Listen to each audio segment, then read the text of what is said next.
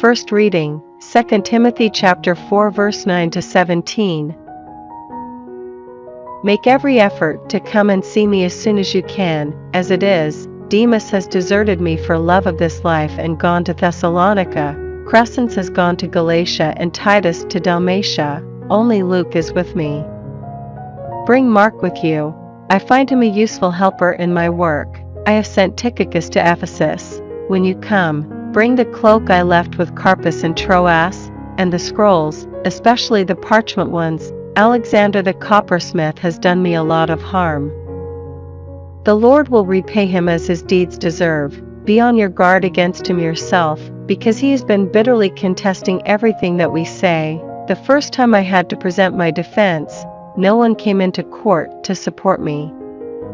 Every one of them deserted me. May they not be held accountable for it. But the Lord stood by me and gave me power, so that through me the message might be fully proclaimed for all the Gentiles to hear, and so I was saved from the lion's mouth. Responsorial Psalm, Psalms chapter 145 verse 10 to 11, 12 to 13, 17 to 18. All your creatures shall thank you, Yahweh, and your faithful shall bless you. They shall speak of the glory of your kingship and tell of your might, making known your mighty deeds to the children of Adam, the glory and majesty of your kingship. Your kingship is a kingship forever, your reign lasts from age to age. Yahweh is trustworthy in all his words, and upright in all his deeds, upright in all that he does. Yahweh acts only in faithful love. He is close to all who call upon him, all who call on him from the heart. Gospel, Luke chapter 10 verse 1 to 9.